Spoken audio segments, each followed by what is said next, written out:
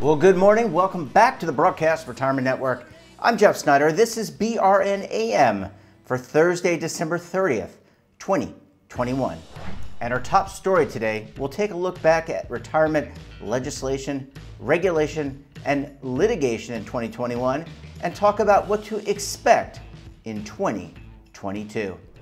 Well, joining me now to discuss this and a lot more, David Levine and Kevin Walsh are both principals with Groom Law Group, an employee benefits law firm based in Washington, D.C. Gentlemen, great to see you. Happy New Year. Thanks so much for joining us on the program this morning.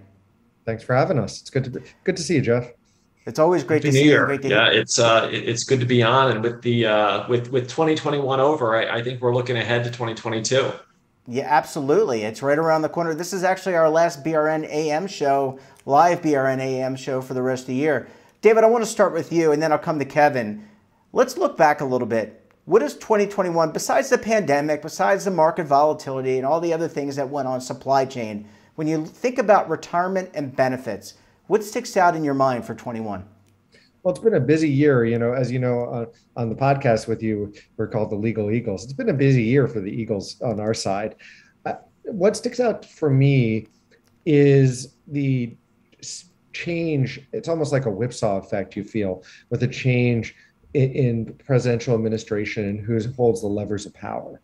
We started at the end of 2021. Remember, January 6th, and we're not getting into politics here, was in this year, and it seems like so much has happened since. But we went from a Republican administration where there were clear policy objectives in the Department of Labor to a Department of Labor under a Democratic administration that is taking and not surprisingly, a very different tack on things. So why is that relevant? Because there are so many things that have gone on this year, whether it is taking almost, I won't say a 180, but a significant turn from environmental, social, and governance types of activities and proxy voting, from the Trump era into the Biden era, taking views of ESG, limited usage, to full scale, in a sense, support and endorsement of things like ESG. Similarly, we have seen this administration focus more disclosure things like its 5,500 changes and all those other items. You also have the fact that the DOL is moving forward on a bunch of its fiduciary changes, its continued aggressive efforts on cybersecurity and privacy, and even most recently, the DOL clarifying its private equity letter. Notably, it left the old private equity letter in place, but it clarifying it. So you can see that there is a real effort to put a different gloss or spin on everything. And it's not unsurprising, but given the different extremes between the administrations, it's a very significant change. I don't know what you think, Kevin. Kevin, your thoughts on this? I think David really has keyed in on kind of the big one for me, which is that, what we like to think in the benefit space is that, Republican or Democrat administration, we tend to walk down a policy path. And, the Democrats veer in one direction, the Republicans veer in the other direction, although it's a walk down the same path in the same direction. Unfortunately, what we've seen kind of more recently is that it's not so much a walk in the same direction down the same path. It's that they really both parties want to move down very different paths. And in 2021, we saw that with, environmental, social, and governance investing, where Republicans had a rule that was perceived as, chilling it. Democrats are now working on a rule to, it seems like, promote it, with, private equity investing in 401k plans. We saw Republicans issue guidance that, reminded 401k fiduciaries of, the things you need to consider. And then we've seen kind of recently the Democrat administration is saying, let's think about this a little bit more. So I think that's the big story. On the litigation front, which is kind of the other big story of 2021, there's been fee litigation for years. And I like to think of it as like a pot of water that's coming to a boil. And the water continues to boil, where we're seeing more smaller firms get involved in bringing these complaints. We're seeing a lot of this litigation move from being, just the mega plans to moving down market to smaller plans. And really, if this was the boiling pot of water, we've now got a real froth that kind of needs to be addressed. And the story of 2021 that could pivot into 2022 is the Supreme Court has finally decided they're going to hear a fee case. And they heard arguments, late in 2021. And next year we expect a decision. And so I think the 2021 story is, the end of an era of fee litigation, because whatever the Supreme Court does, it's going to change either the volume of the cases or the way the complaints are written going forward. So 2021 was an exciting year in a number of ways. Absolutely. David, I want to come back to you because Kevin brings up litigation. I want to get your thoughts on this because different tactics and evolution. I think both of you have talked about this on the podcast. There has been an evolution in the way these cases have been designed, at least from the plaintiff's perspective. Sure, absolutely. I think we're focusing on it very much from a plan sponsor perspective, like plan sponsor litigation. I think it's good to hit a couple buckets here. Bucket number one is the typical plan sponsor. I have a plan, I get sued over what I chose for my plan, what my plan does. There's a whole nother world of things that I know Kevin and I and our colleagues are very involved in, on like proprietary funds or product litigation. That's a different one that's been very active. We could spend a whole bunch of time on that if that makes sense. But I think what we're seeing is the evolving generation. The early cases were, and even until recently, and even still some of the cookie cutter complaints today are, you paid too much for record keeping, you paid too much for your funds. Now we're in a world where you see things about privacy, data usage. You see things about cybersecurity breaches in these lawsuits. You see things such as other services that are being offered, like that whether it's advice services or other types of items. There's more and more features being added to these cases. In some ways, it's kind of throwing a lot at the wall and seeing what sticks in each complaint. But at the same time, it's like throwing paint up. But it is showing an increasing sophistication and complexity, especially in, I'll call it the higher end plaintiffs firms at this point. But Jeff, I know we're almost out of time here, but there's one other item I think we'd be remiss if we didn't touch. David, you're gonna go through the New Year's Eve countdown if we keep going much longer. Yeah, I want to get to the retirement outlook in a second, and I want to go to a commercial break to do that. But real quick, just to dovetail, Kevin, how are employers, plan sponsors, how have they reacted this year to all this news? They're already dealing with the pandemic. They're dealing with keeping the lights on. They're dealing with employees, labor shortages, et cetera. How have they dealt with some of these challenges? I think employers have been dealing with the challenges, in a positive manner. I think there's been a focus on compliance. And with these changes, I think there's been some hesitancy when the rules whipsaw to do too much. So I think they're looking for a more stable regulatory landscape before they make dramatic changes. Well, that's a perfect segue, gentlemen. I want to go to a quick break. When we come back, the legal eagles are going to get out their crystal balls, and we're going to take a look at what could happen in 2022 in the world of retirement. You're going to want to stay tuned right here on BRN AM.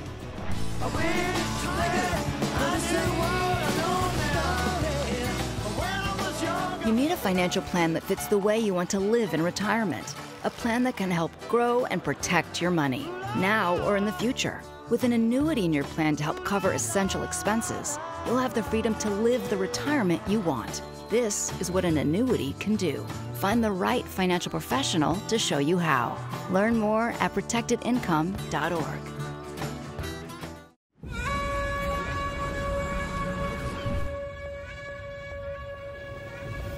Imagine a new television network that will make you richer, healthier, and in control of your financial future.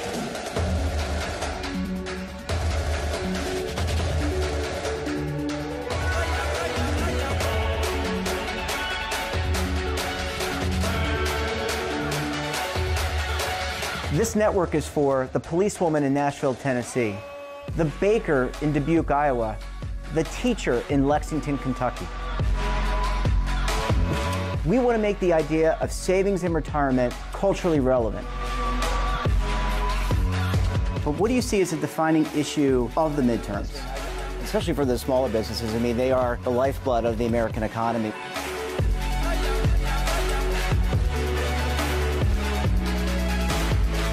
Featuring exclusive interviews, current affairs, and docuseries. 33 years old, you retired early. The philosophy is money only matters if it helps you live a life that you love. But you got to start thinking about retirement as soon as you get in. The Broadcast Retirement Network will drive very high engagement with premium partnerships. So this isn't retirement and savings for your parents or grandparents. This is for all Americans. And we're going to change the way you think about money.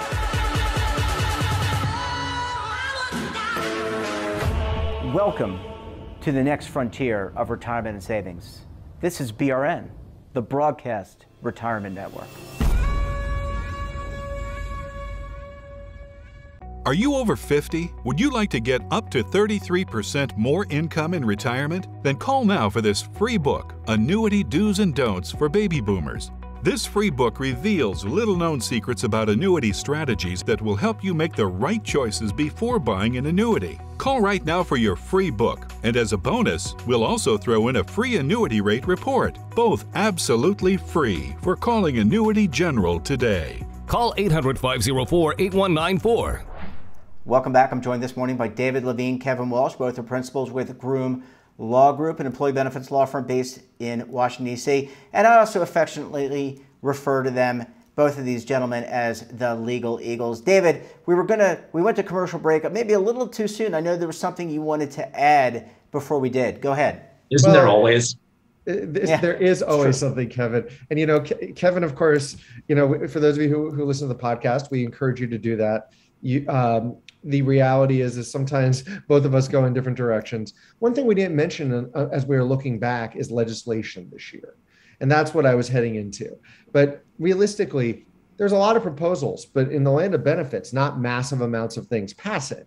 So it is both a looking back and a looking forward, because we had the beginnings of Secure 2.0. We had the Build Back Better language out there about different impacts, whether IRAs is especially in there, but nothing has passed. So now we can look forward. And as we go into 2022, there's a real chance, although as Jeff is so kind to us to say, there's no guarantee of any of this, that we will get some legislation in 2022, whether it's Build Back Better keeps going, that's on, off, it runs hot and cold, or Secure 2.0, because there's a real chance that as the parties try to show they can work together, pension legislation is always the home. And there's a lot in that. So, Kevin, I know you've got thoughts, so I'll toss it over to you to talk about that. Legislation is really tough to predict in 2022. And really what it's going to come down to is whether or not Democrats and Republicans think they're better served going into the election cycle, saying that they're able to work together, or if they're better served saying the other parties, keeping them from getting stuff done. Secure 2.0 it's bipartisan retirement legislation up until now. But at the end of the year, there was a lot of talk. There's a lot of heat in DC where the two parties seemed to be saying to the other party that they would prefer to go it alone. And that, if that spills over into the retirement landscape, it could make for a less productive 2022. I still have some optimism, but, it's a little bit of cause for concern. Where I think we'll see some real action, though, is on the regulatory front. David, is there any easy and obvious stuff you want to highlight coming down the pike this year? On the regulatory front? Yeah, or do you want me to keep going? I mean, I figured that I made the prediction on legislative. You might as well, go somewhere with regulatory. I think fiduciary is the low-hanging fruit. Yeah, you just stole my line, Kevin. Yes, definitely we're going to have more on fiduciary. I think we will see more in enforcement from the DOL and enforcement. We'll have the Trinity. We'll have missing participants. I have to get that in for Mr. Walsh. We will have their cybersecurity, which is edged into privacy a little bit, and we'll have more about who's a fiduciary and what are they doing in investigations. I think the DOL, a lot of the Trump era fiduciary guidance will sort of take full effect. But I think that the Biden administration, DOL is going to be putting out new guidance that's directly relevant to fiduciaries about sales of products that I think plan sponsors and plan fiduciaries and service providers are all going to have to focus on. I think that's going to be big. Dave, are you talking about New Year 2022 or is this New Year 2016? Because if I remember in 2016, there was a whole lot of talk how, a Democratic administration was putting in place new rules to redefine as a fiduciary, possibly tweaking the exemptions. And then it led to litigation in 17, 18. Are we just looping around again? Well, where we're going to get brand new rules on who's a fiduciary, brand new exemptions or changes to exemptions, followed by... Are you going to let me talk and answer that? Well, I was going to finish the question, but yeah, go for it. Well, to quote Conan O'Brien with a twist, in the year 2016, yes, absolutely. It is like 2016 deja vu, but it's important for everybody to remember. Everybody sometimes says, oh, regulators, they're not smart. The people at DOL, they're very capable, very smart folks at this point. Whether we agree all the time is a different discussion, but they are very smart people. I think they are not going to just repeat 2016 at this point. Like, for instance, I don't think we're going to see a private right of action like we had for like certain rules about prohibited transactions. That's getting too wonky. In English, I think we will see rules that are similar to 2016, but they will not be identical to 2016. I think they're going to be well thought out, but they're going to potentially have some real impacts on the industry business model that we've all been looking at now and in the future. So I definitely think that's huge. I also think a second piece of this, it's a sleeper issue, is they're going to finalize the rules on 5,500 annual reporting. And that sounds so dreadfully boring to so many of us. But the reason why I say it's important, it's because they want a lot of granularity of data. And that's going to be used for enforcement and plaintiffs' class action work. So it's something to be aware of as we go forward. Gentlemen, so David, I think they'll also finalize. Sorry. No, that's okay. I just want to prove to the audience that I actually do host. Just real quick, and I'll let you finish it out, Kevin. But what about themes that we've seen over the years around coverage? David mentioned one of your favorite topics, missing participants.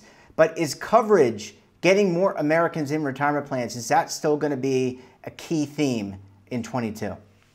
So I think that'll be a key theme in 22. But it's going to be the type of theme where it depends on whether the parties want to work together on the legislative front. It could be a year we see an increase in coverage. We could be, deja vu with the expansion of coverage. We could be deja vu of 2016. The one thing that I'm really hoping about 2022 is that it's not another deja vu of 2020 and 2021 where, despite our best efforts, our best meetings and our best connections, our best way to connect with viewers is via a screen as opposed to seeing people face to face. Wait, are we doing BRN AM live when this is all over, Kevin? BRN AM live. Well, that's ultimately the hope. David, I know you had a comment. Do you want to close us out with your comment real quick? Sure. I think coverage, the themes remain pretty consistent. The approach changes. And I think what's important to keep in mind is it is a never-ending hamster wheel here.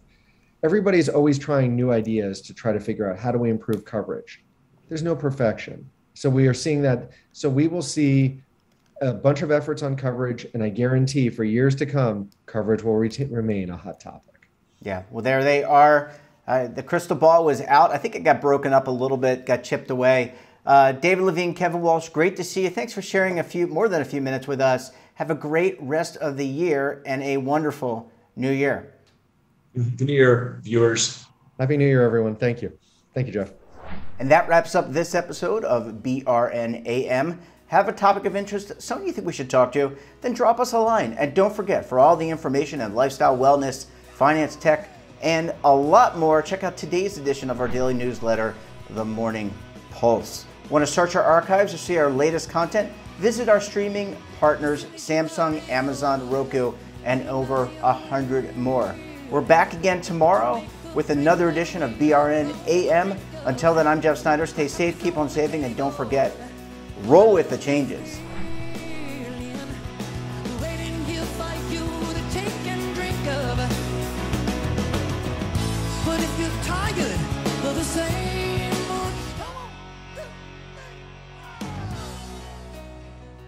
Now is your opportunity to co-create content around any topic on the first lifestyle and wellness network. Reach a global audience through our platform and co-own exclusive branded content.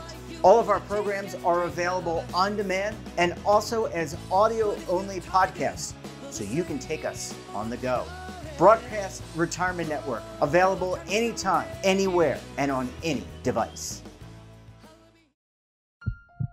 Are you being audited and do you owe the IRS $10,000 or more in back taxes? Is the IRS threatening to take more of your money? Don't fight the IRS alone. The Tax Doctor is here to help you negotiate your tax bill and reduce your stress. The IRS can freeze your assets and seize your bank accounts, but you can stop these IRS actions. The Tax Doctor will work with you using our years of experience to represent your case to help you get the best resolution under the IRS guidelines. Help is here to deal with the IRS to reduce your stress. We've handled thousands of cases, so we know what we're doing. If you owe $10,000 or more in back taxes, do not call the IRS alone. Call a Tax Doctor now for a tax emergency analysis. Call 800-224-6439.